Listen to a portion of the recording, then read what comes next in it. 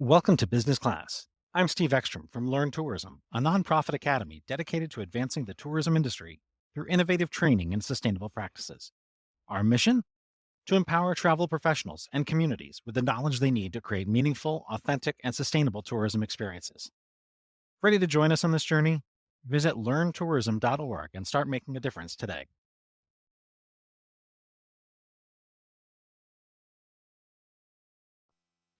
Good morning, kind sir. Since the last time you and I talked, I was in a van traveling, Yeah, I remember that. and I'm now in a fancy bus. It looks, So I it's designed kind it. of blurry, but it looks really cool. I designed it after your office. You've got the lacquer cabinets. Yeah. Now, those paintings behind you were new, right? Yes. So two of them are from one of our graffiti artists. I don't know if you can see. There you go. The gator one and the flamingo is a graffiti artist in town called Dylan Perry. We actually took him recently to Mexico City for a mission where he partnered with a muralist from Mexico City who is actually doing a mural on the entire border wall. Says it's a lifetime project because it's so long. And he's got all these artists that come up with templates and they put stuff on the wall. So we just did a huge mural in Mexico City called The Meeting of Two Currents. And it was Mexico City, Tampa with the Gulf in between. And the one in the middle is a gentleman who is an incredible musician who also paints. And he wanted to do something in our brand colors and give it to me. And he's phenomenal. He used to play with some of the great jazz players here in Tampa when Ella Fitzgerald and Ray Charles, that group would come through Tampa. He's older, so he used to play with them. He's incredible. You could give him any topic, throw him on stage with a drum or an instrument. He will make up a song at the moment about whatever you've given him to talk about, which is incredible. I've seen him do it on Juneteenth. We were celebrating a lifetime achievement for a great dancer in town. He just got up and started drumming about this guy and talking. And it's like the guy's life story and music, like within minutes of him getting on, he's incredible. He's like, you talk about really gifted people. So he gave me that one over the holidays this past Christmas. I So, am in awe of people who have that artistic talent. Who Well, can create something from nothing and it from just ends nothing. up being beautiful. I mean, you give him a wooden box and you start banging and he comes up with a song. I've seen him do it like a half a dozen times already. And I'm like, how do you do that, Fred? You're killing me. How you do that? I don't know. It just comes to me and I just can sing it out and I can play it out. And I'm like, oh my God.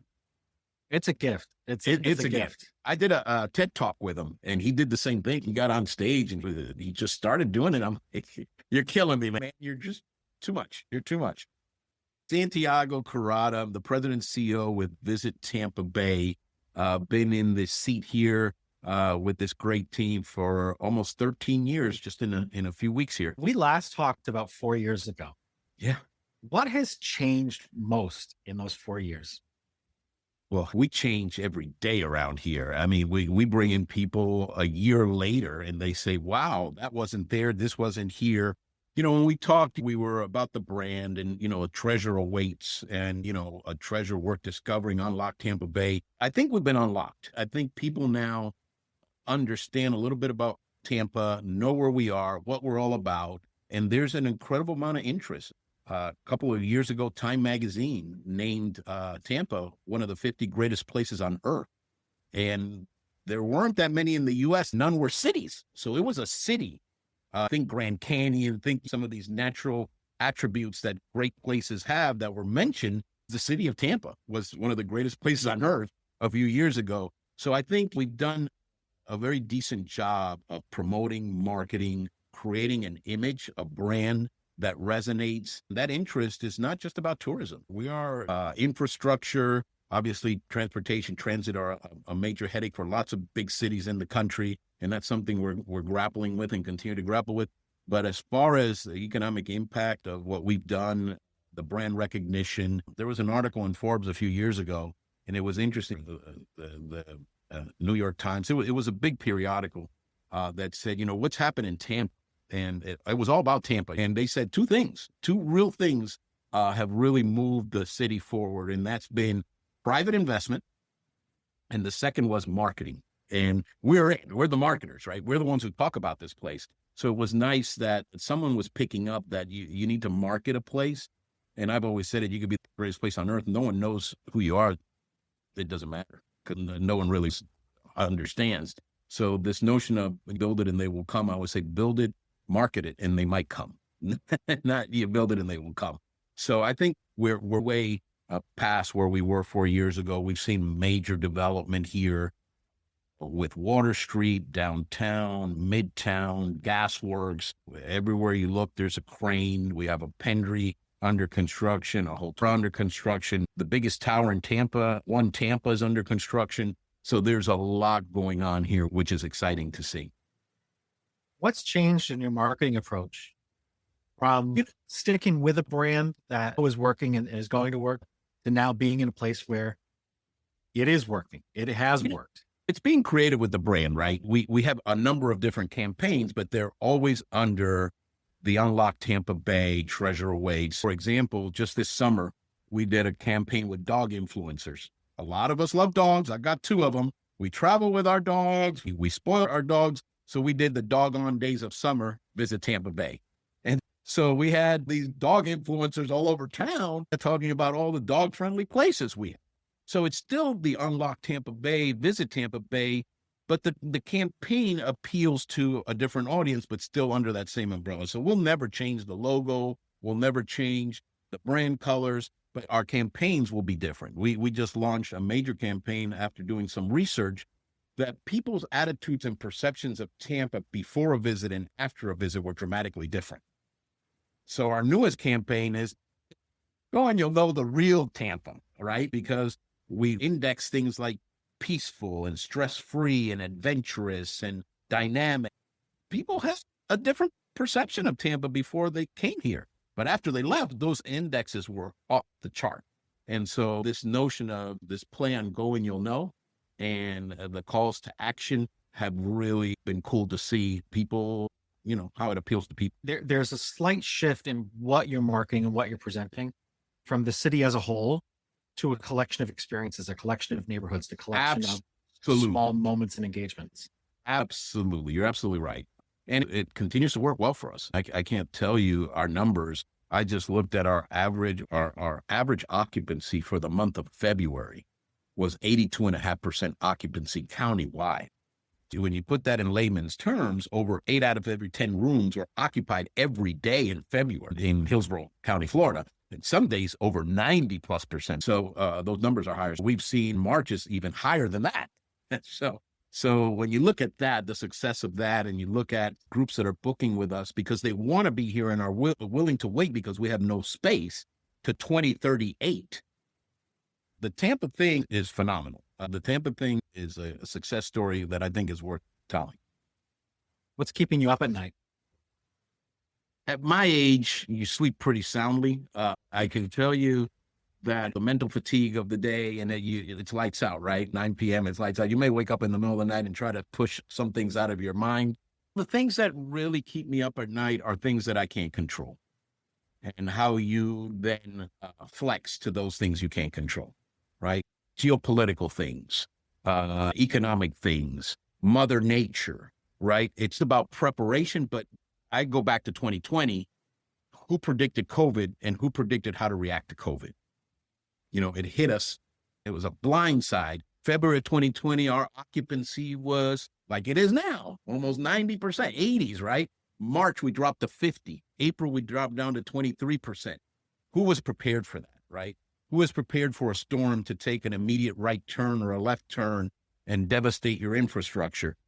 To me, it's more about how you respond. You've got all these great plans, but how you respond to that adversity, I think is the caliber of the organization, the caliber of the person. When you get to my age, you know that you can't control a lot of things, but you can control how you react to a lot of things. And that's where I kind of keep grounded with my spirituality, my Christianity. I can't control everything, but I can certainly control how I behave in relationship to those things. A few of the conversations that I've had recently have talked about not the value visitor, but the values visitor. What are the values that you hope your future visitor carries with them to your destination? we've really turned away from just the actual economic impact, right? Everybody's so focused on the room nights and the tourism collection. We talk about other things, right? We talk about what those visitors do for our community as far as quality of life. And we started a program on the convention side, our convention sales side, called Meeting the Moment. And that's to honor and recognize groups that come into town, and beyond the economic impact, they support Habitat for Humanity. They support Feeding Tampa Bay. They plant mangroves. They do a clean. They bring book bags for children or books. They do something special beyond just being here and having their business meeting and, yes, contributing economically. That support of our community and trying to leave the community in a better place than how they found it, which is phenomenal, right? So we talk about visitors pay the sales tax, obviously, but they also pay an education tax in our community that supports teachers when they're in town, that supports infrastructure development for our schools. And boy, does our superintendent now understand that. Boy, does our school board members really understand it now. They're willing for us to adopt programs and to have our partners go into high schools and become mentors and provide internships. So we've really gotten involved in lots of things outside just that tourism lane. We're very involved in workforce development with our public school system, with our post-secondary institutions, making sure there's a funnel for the industry. We get involved in social issues like anti-human trafficking campaigns. We get involved in economic development marketing. We were the first in Florida to establish a tourism marketing district. So we're involved in lots of things outside that one marketing and promotions and sales that we see in tourism organizations. You mentioned trying not to lose sleep for what you do and understanding what you can control and what you can't. What's the sacrifice that you've made over the last 13 years, and was it worth it?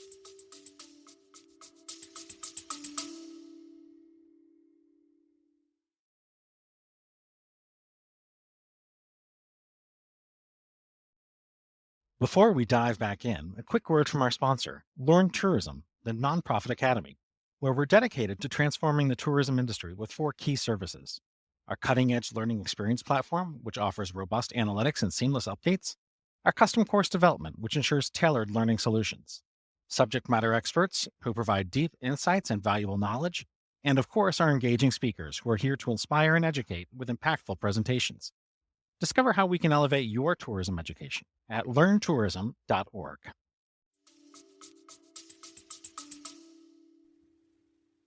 Obviously, you sacrifice time and you sacrifice health. And sometimes you don't have time to go see the eye doctor or the dentist or get the checkup because you're either traveling or you're busy at home, which I think is an art form, right? I think it's an art form to take care of business at home and then be abroad, and abroad domestically or internationally. So lots of things suffer when you're trying to keep those things going and then forget about yourself. So, I think sometimes personally, you sacrifice health, you sacrifice diet, you sacrifice lots of things because you're so about the business and about your community and making sure that you're of value. I think that's it. Is it worth it? I'm still here. I'm not under the table. I haven't fallen out of the seat. I'm not in the hospital. So is it worth it? Yeah. For now, yes. But again, you have to make time for yourself and you have to do those things to make yourself whole. I try to have that balance. It's very difficult to do because of the demands of work. I was once upon a time a high school principal. I was a very different high school principal. I was a young high school principal who did not sit at his desk in his office. And to do that job, I thought you had to be on the floor, feet on the ground, walking around, walking into classrooms, going to basketball games, going to football games, being in the library. You had to be everywhere. And so, that's kind of been my focus as a leader, to be engaged, to be present, and to not be missed. You go to an event out of town for a day, 2 days, and you come home and you handle your business. And believe it or not, you sacrifice weekends. If you're going to be out of town and you want to be in your office, we're in the office. We're not work from home people here in Tampa. So if I want to be in the office, then maybe I need to travel on a Sunday, be there on a Monday, maybe a Tuesday, and be back in the office on Wednesday. And that takes a toll as well, because you're really trying to make sure that you're present for the industry, either abroad, domestically, or internationally, but also taking care of business at home. What would you say to a member of your team who was doing the same thing? I'm not of the mindset of do as I say, not as I do. So the last thing I am is a hypocrite. You'll get Yeah. Santiago all the time. This guy, there's no change, right? In the office, at home, this is who you get. So I would say that in this case, don't do as I do. I tell my team all the time, family is important. Balance is important. Take care of your health. Take care of your family's health. Happiness at home means happiness at the workplace. So I tell that all the time. We're working the office, but we have a lot of flexibility, right? If you have a child that's sick at home and you can work from home today, stay home, right? If you have a delivery at the house and you don't have anything in person, you work from home. So we have that flexibility here, especially since some of our colleagues went completely work from home or partially work from home. We've never done that. We're downtown Tampa, and during COVID, we had to leave March of 2020. We were told we're shutting down. And our COO came to me and said, "Hey, what are you thinking?" And I said, "Well, we're very mobile, so that's not a problem. We can pick up and everything's going to be fine because we've invested in technology. But out of sight is out of mind. And for me, there's an ethical compass as well. And if the hotel folks have to be frontline during COVID, risking their health, and they're paying the bills over here, whether we could do it at home or not is not the issue for me." So she said, "Well, what do you think?" And I said, "Well, July 2020, we're back in the office." I said, after July 4th, 2020, I want to have a physical presence in the office, at least 4 days out of the week. And we did that with hybrid teams and everything through January of 21. In January 21, we had a Super Bowl coming in 21. We had WrestleMania coming in 21 early in the year. Said, now we're all back in the office. 5 days ago. So from January 21, my friend, we have been in the office 5 days a week. And so I think that also gets you a lot of credibility with the people who fund you, that they know, listen, they could pretty much do a lot of this from home, but they're not doing it from home because they're in solidarity with us because we're front line. And I'd say, how does someone in housekeeping make a bed from work from home at a hotel? The tourism collection is a big part of our funding. So in solidarity, we'll do it from the office. We'll be there on the front line with them. Not everybody did that, and that's okay. What I always say, what's a Tampa thing may not be somebody else's thing. But in Tampa, there are expectations. There are expectations here. Yeah, it's funny. So we're a learning organization first and foremost. I am a professional tourist. I'm on the road every day, traveling and visiting places. Right.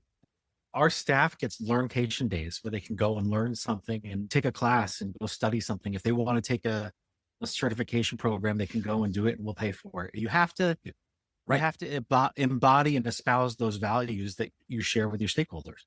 And our people travel, right? They have to. And so, yeah, it's, I'm old, so I get to say a lot of old things here in the office, right? I get a pass, right? So I say, you know what? Be a friend before you need a friend. We're relational. We're not transactional. We're in the people business. So how do you do that? And there's something to be said about striking a deal over a meeting or after you've hosted someone in person. So there were a lot of factors that played into us having to come back in the office. And we were very successful. I'll be honest with you. We were back to pre-COVID numbers in 21. We were hosting conventions. We were bringing in tourists. We were marketing. We were very clever with our marketing. We're ready whenever you're ready.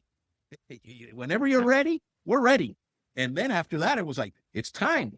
It's time for you to come back. So, an evolution of the marketing message as well as programs to bring conventions to town. We had a hybrid meetings grant program at that time. If you had an in-person component to your convention, to your gathering, et cetera, we would pay for all your technology. So if part of it was Zoom, part of it was Teams, you needed all the equipment, we would pay for that. We have right now a treasured savings program. If you sign for different need periods to bring a convention or meeting to town, we'll put down your deposit at the convention center for you. So, it's this creativity of keeping the engine churning, right? Keeping that engine moving that we take very seriously around here. What are most destinations getting wrong these days? Man, I hate to be critical. And I don't know their circumstance. I've said this often, and I'll say it again. You got to take care of business at home.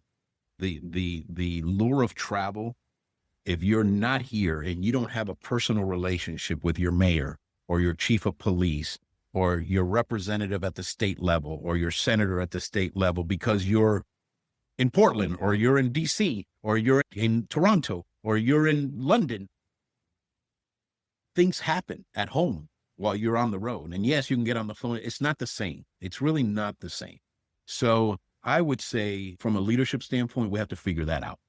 We have to figure out a balance, and we have to figure it in our own industry, right? We put together a lot of events. I mean, I could probably be gone every week from here if I wanted to. Between all the organizations that we support, we're a part of, the missions, the shows, you could fill up an entire calendar year. And I think you have to pick and choose. And I think you have to have home is the most important thing. So you have to take care of the home business before you're doing all these things. So I would say that sometimes we're not very good at highlighting positive attributes and trying to overcome some of the negative attributes of a destination.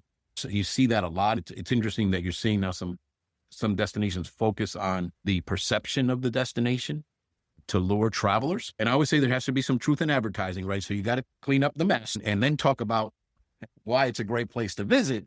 And I think cleaning up the mess is also part of our responsibility. If I'm driving around this town and I see graffiti somewhere, I'm calling somebody. I'm saying, hey, on the off-ramp to our historic district, there's a bunch of graffiti and a bunch of trash. I'm not telling people to come into this district if it looks like this. They know who to call. I can pick up the phone and say, well, I know to call Jeff about this. I'm going to call Jeff, or I'm going to call Sam and say, hey, get a cleanup crew out here. This place looks like crap. And so it's part of our responsibility also to take care of that situation when we're at home, because we're marketing the place. So you got to try to make sure that you're marketing a place that people want to come to. And when they come here, their perception changes in a positive and not in a negative, like, wow, I came there and it was terrible. I'll never go back. So just a couple more questions and then we're going to be out of time. So what's something that would surprise people to know that you've changed your mind about in the last 4 years? I change my mind every day. It's interesting. I always say this is a democracy. And if I'm headed down a path and you think I'm going off the rail, please stop me. Don't worry. There's no ego thing here going on. Tell me, because I've done it. When I've been a right hand to a mayor and I've been in an administration for a long time, we have a new mayor. The mayor comes up and I'd say, we tried that and this was what happened then. You're certainly free to try it again, but these were the outcomes when we did that before. So you may want to think it through. I meet with the team and I say, hey, I don't think this is a great investment. And they'll say, well, it is because of X, Y, Z. Maybe I don't know enough. And I'll say, you're right. Forget about it. The investment is good. So no, I am open, very open-minded to change. I love change, not for the sake of change, but for progress and getting better. And I do allow the team to change my mind. And I tell them that all the time. If you think I'm making a mistake or we're going in the wrong direction, please stop. And I think that comes with time and experiences. I was I was a very young high school principal, and some of the staff had been teaching at that school longer than I'd been alive. Because, when you're a high school teacher, you can teach 30 years in high school. And I was in my 30s. And I would say to them, I said, I'm new at this. If I'm saying something that's crazy, pull me aside and tell me, Santiago, you're nuts. We did that, 5 years ago. And the kids went crazy. We had a riot. It didn't work. No one learned anything. I'll lean on you because you've been here. And I think you have to respect what's been there and how you're going to improve upon it and not be negative or critical about what's happened before you arrive. What did I not ask that you wish I did? You've asked a lot of deeper questions. And it's funny because you had asked one about a terrible mistake that I'd made in the last year. And I asked some people today, I said, I've got this interview today. What do you think has been a bad mistake I made over the last year? And they're like, we don't know of any. And I said, well, then I'll say, I always get in the wrong lane of traffic. It always slows down when I get in that lane. Or if I jump in a lane at the grocery store, they forgot their credit card. I think those are the worst mistakes I make on a daily basis. And then I said, what's the best? And he said, every decision we make around here is a great decision. So we couldn't find any really that we thought was glaring that we, something problem. In what way do you think tourism marketers and destinations should be more like educators? Since you have that background as a principal, we're educating people about a destination to entice them and encourage them to visit and get that business. So we're constantly, if you go on our YouTube site, the films that we have on there are about our history, are about our food, or about our people, or about what makes us uniquely different. The series that we have in YouTube, it's all about education in a fun way, in an entertaining way, because we want you to come here. And we want you to know us before you get here and then leave with even a better impression. So I think it should be a part of everything we do. We're educating people about who we are, and you have to love where you are, right? When you look at the top 25 markets, I think there's two of us that have been in the same top market for over a decade. I think that's Elliot in DC and Santiago in Tampa. And I love this place. It would be hard for me to go somewhere else and express that emotion, that love, because I truly love this place. When I speak about this, people tell me, you don't fake it. You love Tampa. And I said, I do. I was an adopted son, and I have felt welcome and a part of the progress of this city since I arrived 23 years ago. And so there's something to be said about that. You can live somewhere forever and not feel like you've been a part of anything. I've been fortunate to live here for 23 years and feel like I've been a part of a lot of things. I mean, I could point to things, say, wow, that park I was involved in building, that museum I was engaged in, the zoo, that, you can say I was allowed to be a part of that. And in some places you don't get that chance. I think you froze up, my friend. There you go. One of us froze, but it kept recording while you were talking. So that's good. Anything you'd like to ask me? No, thank you for your interest in us. I see all of your emails that come in and out, and I see the great work you're doing. Really appreciate you even reaching out and including us, because like I said, I think it's a story that's worth telling. Everyone has grasped what has happened here. It's pretty phenomenal. When I started in this job 13 years ago, hotel revenues in Hillsborough County were $423 million. We've paid $1.2 billion plus over the last 3 years. Which is amazing because we've really not added the inventory that would rationalize that growth. It's about the occupancy rates and the demand that we have helped create that has led to that prosperity. Because when you think about 423 million to 1.2 billion in hotel taxable revenue and what that means as far as jobs and quality of life for the people in our industry, that's impressive. I appreciate you. I appreciate you taking the time to share with me. You got to come to Tampa in your bus. I've been. Okay, good, good. So I hold on. Thanks for tuning in to Business Class. This episode is brought to you by Learn Tourism, the nonprofit academy where we advance the tourism industry with cutting-edge training and sustainable practices. If you enjoyed today's episode, don't forget to visit learntourism.org to learn more about our programs and how you can get involved. Until next time, stay curious, continue learning and making a difference through tourism.